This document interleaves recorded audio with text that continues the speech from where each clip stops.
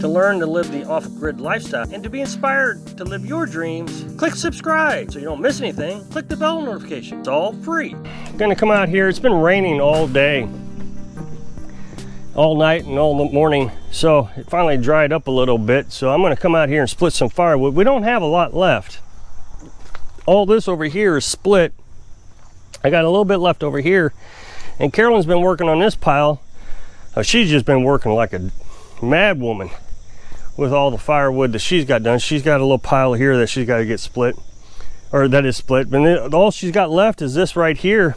I mean, I'll help her with it as soon as I'm done with my pile. And she may be done with it before I get done with mine. She has done a ton of firewood, splitting it with this little manual log splitter here. And she's done all of this. And now that things have slowed down for me, that I've gotten the chickens butchered and canned up and everything's done with the food for this season, I've been trying to get back into splitting some firewood. So I used the maul, and I realized yesterday, I said I hurt my shoulder a while back. I realized yesterday that I think maybe it's the maul that's hurting my shoulder. So I'll be glad when it's over so I can rest my shoulder. Now, this is the stuff that I got over there at that property with the big hill, and I had to carry each piece up individually, probably 50 yards, and then walk back down the hill. But it's worth it. I mean, it's a good third of a cord. The first split is kind of hard, and of course I'm trying to take it easy so I don't shake the camera too much. But you always start out on the edge. You always come out here on the edge, you split this side, then you come over on this side. If you split in the center, you'll never get anywhere.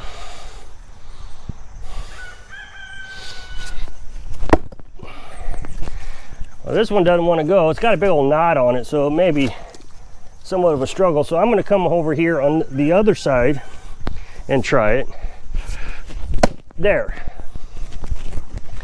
So now you'll see that I got the split started. I'll come over here and should get close to finishing it up. Oops, I missed.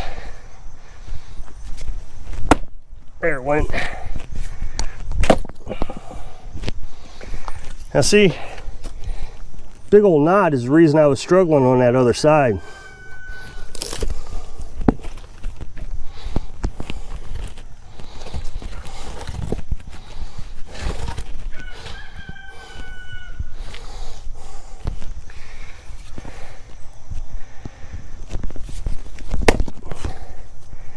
Once you get the first piece split in half, it usually gets a lot easier to split. A lot of people say put a tire around it. They see videos of people putting a tire around it so it keeps the log in one place. The problem with the tire is it requires a standardized size log. Otherwise it's just in the way. Also, you'd have to put the tire on the ground. Well, if you try to split a log on the ground actually absorbs some of the shock of the maul, and you don't get the split. When you put the log on top of a log, it takes that absorption out, and it makes it more an abrupt, shocking hit. You're not really cutting the log with the maul, you're breaking the log.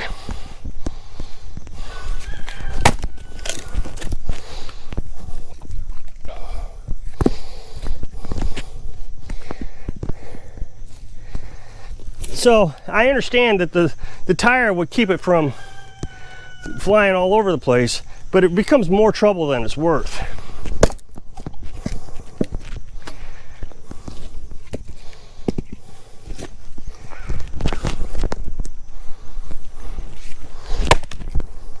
So last year, I just looked in my old videos from last year, and on September 24th, we started the outdoor heat exchanger. We were in the camper at the time. We were building a tiny house, and all that came together at the same time.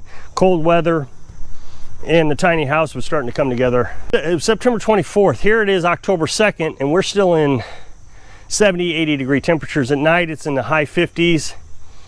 Now, of course, we were in a camper at the time. I remember Carolyn saying that if it got down in the 40s, she wanted to start the wood stove. Much warmer year this year, and I'm kind of glad that it's warmer this year. It means I don't have to use firewood quite as early. I'm not a big winter fan, but I'm really looking forward to seeing how we do this year. Last year was a struggle. I've admitted that many times. Trying to heat the camper with the heat exchanger just took a ton of firewood, and it used all our dry firewood. We didn't have a lot in the first place, maybe 2 cords, and it just ate through that in no time. Then we got into the house in January, and our firewood was just wet. And I've said in several videos now that you cannot run wet wood in these new wood stoves. As a matter of fact, I just found an article today that said that in 2014, 80% of the wood stoves that were in production, so we're talking 7 years ago, were banned, no longer allowed to make them, because they wanted the emissions so low, none of the wood stove manufacturers could meet it. Well, now, of course, you know, they've all met the requirements, but in order to do that, the firewood has to be less than 20%. It's just, I say it all the time, but it changed that quick. One day you could burn wood, the next day you couldn't. And it's just the way our government works sometimes. They just decide, you know, we're done with that. We're not gonna let you do it anymore. My point is we had so much wet wood. Within a month, we had creosote already built up in the chimney. The window, I would have to clean it every day because it would just tar up. You couldn't see inside.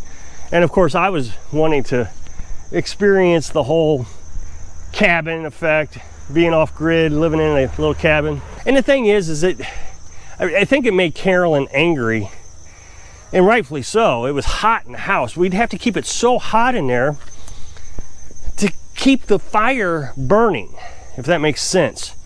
If you would turn down the stove where it was supposed to be, the fire would die. So you'd have to turn it up to keep the fire going because the wood was wet. The water reduces the amount of heat the firewood produces. So you'd have to turn it up, which would cause a bigger flame to keep the fire going. And it was 90 degrees all the time in there. Where the shower is, right above the shower, I put ventilation up there, and I would blow the ventilation down into our water tank so the water wouldn't freeze, and that worked. Water tank is next to the house, so ventilation was coming up from the top inside, sucking air from the ceiling, blowing it into there. And at one time it was 110 degrees up there at the top. So this year I'm looking forward to being able to control the temperature, reduce the amount of firewood that we have to burn. When it went down to coals, the coals would actually turn black, charcoal black. Now imagine that you have a fire, you pour water on it, and it chars it, it charcoals it. It becomes a lump of like coal. Instead of ash, it wouldn't turn to ash. That's because there was water in it. So then you're wasting firewood also. You're literally scooping it out. So now this year, with us having 20% or less firewood, we'll be able to burn everything efficiently. We won't have to clean the chimney as much. We won't have to clean the windows as much. So I'm really looking forward to all this. The biggest thing I'm gonna have to do is take care of the chickens. A lot of people are concerned about the chickens, but they'll do fine. People have been raising chickens since forever in cold weather. You don't have to have a heated building to raise chickens. A lot of people seem to think that I got to have a heated building, and it's just not true. Chickens are actually more hardy in the wintertime than they are in the summertime. We got straw, so we'll lay straw down on the bottom of the floor, and we got, what, 14 of them, which will produce quite a bit of body heat, so they'll do really well. I'm not worried about the chickens at all. We've had chickens here in Missouri, actually further north in Missouri. I've never had a problem with them. The last building we had, we rented a place and they had a chicken coop on it, an old antique chicken coop that they let us use, and they slabbed it. So they put wood slabs all the way around it. So that means there were gaps in the house, probably about that thick actually. And the wind would blow right through it. Those chickens did fine, no problems. So I think a lot of people don't understand a lot about the off-grid lifestyle and the homesteading lifestyle, and I really am trying to convey this information, but it's almost like folks try to talk themselves out of it all the time. Well, I can't do that because I live up north. I just can't imagine anybody thinking that you can't raise chickens in the north. Now, what I will say is the meat birds, the Cornish cross, they were not winter hardy, but they can't tolerate the heat and they can't tolerate the cold. Well, it was easier for me to deal with them in the heat. I come out here, I give them a bath in cold water, keep them cool, give them plenty of water to drink, and they did fine. We did not have a heat-related issue with any of our meat birds, but there's no way I could raise them in the winter. So maybe that's where people are getting the misinformation about chickens. But these guys, if you just do your research on chickens, we got Americanas, we got New Hampshires, and we got Buff Orpingtons. All of those chickens are winter hardy, and you can see how much feathers they have on them. They're just filled with feathers. Oh, this morning I think I heard another one of these guys crowing, so I got to figure out which one it is. We can't have more than one rooster. Once Frenchie figures out he's a rooster, our main rooster, which is named Frenchie, they'll get in a fight and Frenchie will dispose of him. So we'll butcher him as soon as I figure out who it is. He has a very weak crow. This morning when I heard him, it was terrible sounding, so he's just getting mature enough to do it.